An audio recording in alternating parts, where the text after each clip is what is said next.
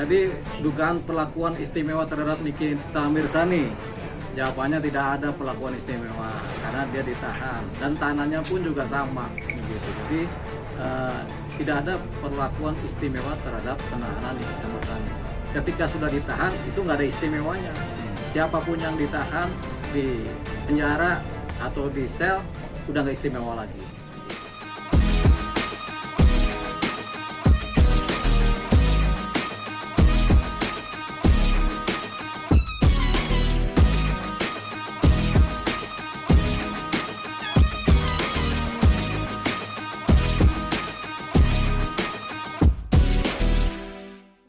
Nikita Mirzani. Ini bang, soal proses hukum yang berjalan gitu kan, yang akhirnya banyak muncul dugaan perlakuan istimewa segala macam seperti itu. Mungkin pendapat abang seperti apa? Jadi dugaan perlakuan istimewa terhadap Nikita Mirzani, jawabannya tidak ada perlakuan istimewa karena dia ditahan dan tahanannya pun juga sama begitu. Jadi tidak ada perlakuan istimewa terhadap penahanan Nikita Mirzani. Ketika sudah ditahan itu nggak ada istimewanya. Siapapun yang ditahan di penjara atau di sel udah nggak istimewa lagi gitu. Itu udah benar kerja dari pihak penyidik Polda Metro Jaya gitu. Bang Deo, kalau dibanding kasus Kapolres Ngada nih tentang pencabulan, dia belum lama juga udah rilis, tapi Nivi belum dirilis juga. Kenapa tuh bang? Iya, itu urusannya Humas Polda Metro Jaya. Jadi ada perkara yang kemudian dirilis karena kepentingan hukumnya, ada perkara yang tidak dirilis. Jadi tidak semua perkara harus dirilis. Itu jadi tergantung dari Div Humas. Nah, kalau minta dirilis, teman-teman media bisa tanya kepada Kepala Humas Polda Metro Jaya. Pasti akan dirilis. Kalau sudah bertanya, Pak mana rilisnya? Pasti mau nggak mau mereka akan merilis. Duduk soal perkaranya Nikita Mirzani. Karena mungkin belum ada yang meminta supaya dirilis, akhirnya ini masih dalam proses penanganan penyidikan begitu saja kan. Tapi nanti kalau ada teman-teman media yang minta kepada di Humas di Polda Metro Jaya, pasti dirilis oleh mereka begitu. Tinggal tanya, Pak kapan dirilis? Nanti mereka akan kasih waktunya. Biasanya begitu. Gitu. Bang Deo, ini kan juga sang putri Nikita Mirzani ini kan meminta penangguhan untuk ibunya gitu. Laura ini kan masih di bawah umur bang, mungkin dari segi hukum sendiri akan disahkan atau gimana bang? Jadi seseorang yang belum dewasa secara hukum tidak bisa bertindak sebagai subjek hukum dewasa.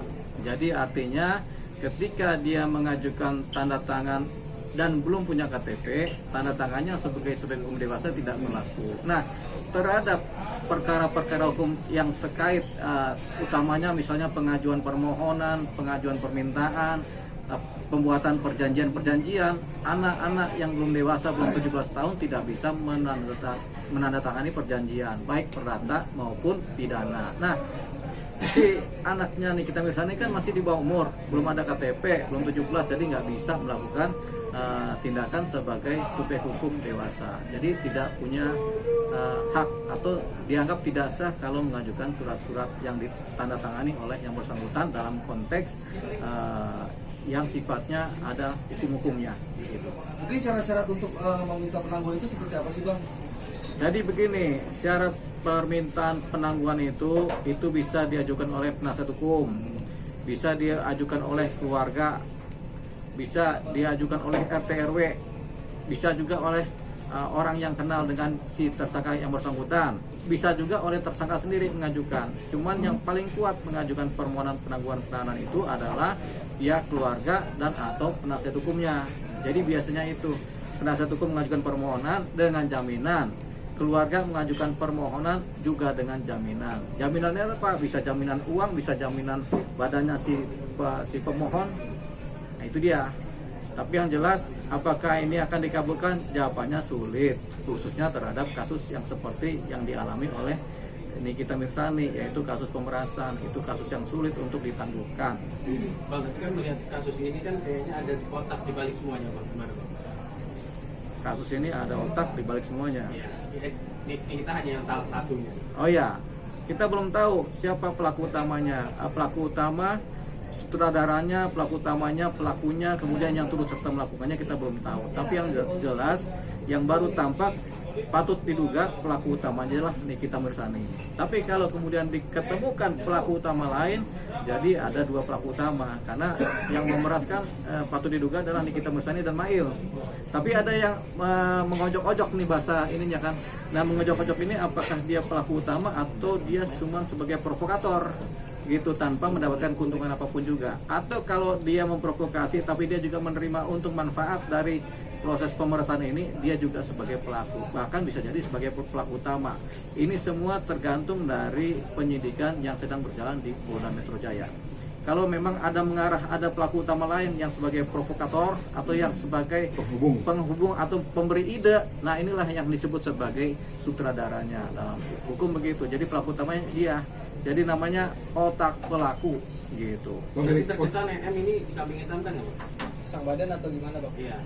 NM ini termasuk pelaku, jadi bukan kambing hitam, tapi memang dia patut diduga sebagai pelaku. Tapi kalau ada pelaku utama, berarti ada pelaku kan? Jadi ada pelaku utama, ada sutradara nih, otak pelaku utama, kemudian ada pelaku lapangan, ada kemudian yang turut serta melakukan.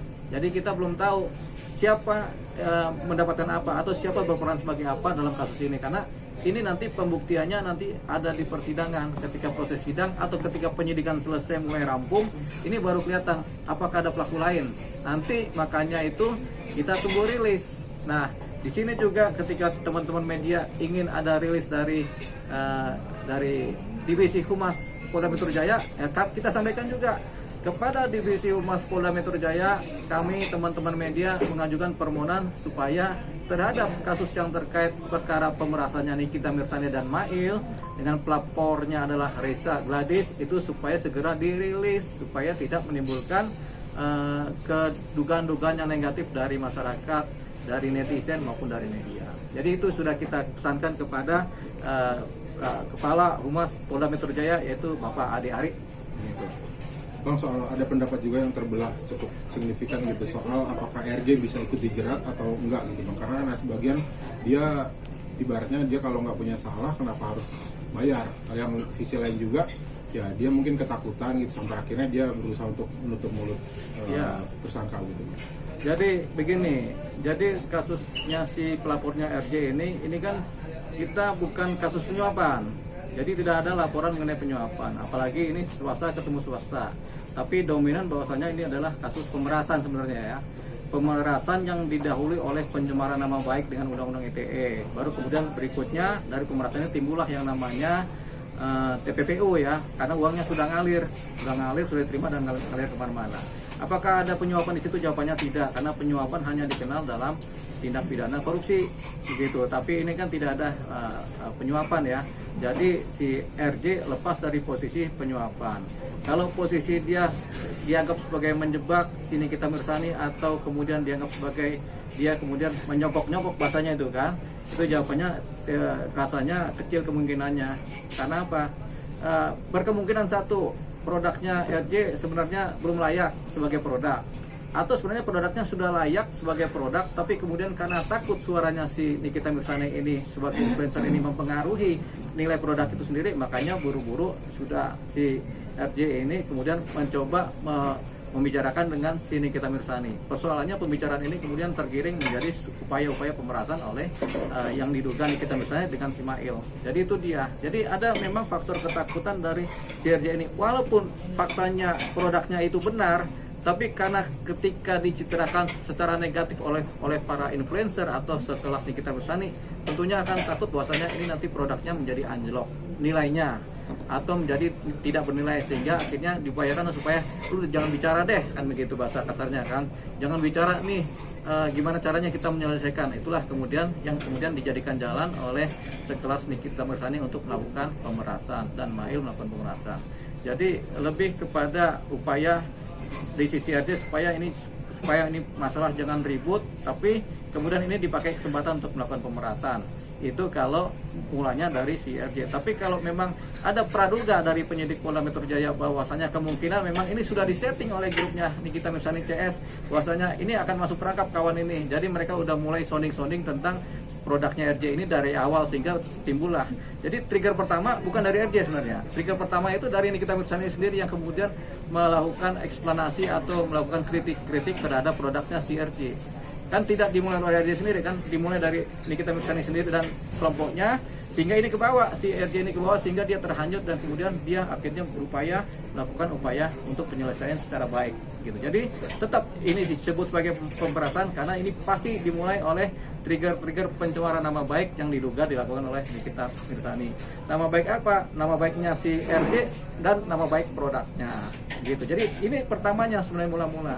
Jadi bukan RJ tiba-tiba datang ke Nikita, tapi ada penyebabnya, yaitu ada trigger-trigger dari upaya-upaya penyampaian-penyampaian kritik-kritik produk yang kemudian bisa dianggap sebagai mencemarkan nama baik produknya dan orangnya.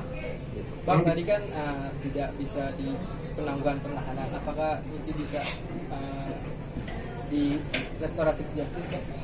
Kasus pemerasan tidak dikenal restoratif justice, kasus pembunuhan tidak dikenal restoratif justice, kasus pencurian juga, kemudian kasus perkosaan juga tidak dikenal yang namanya restoratif justice. Restoratif justice itu hanya dikenal untuk kasus-kasus delik aduan. Delik aduan ini yaitu pertama pencemaran nama baik bisa diadakan restoratif justice, tapi kalau pemerasannya tidak gitu. Nah, selain itu kasus perselingkuhan, perzinahan yang dasarnya adalah delik aduan bisa diadakan restoratif justice. Selain itu tidak ada perkara-perkara pidana yang kemudian punya posisi untuk di restoratif justice kan. Hanya dua tadi kan. Jadi yang tidak bisa pembunuhan, perkosaan, percabulan, pemerasan, pencurian, apalagi narkotika itu nggak bisa diadakan restoratif justice. Jadi ya sudah, posisi restoratif justice tidak ada. Kemudian kasus-kasus seperti ini juga tidak dikenal yang namanya penangguhan penahanan.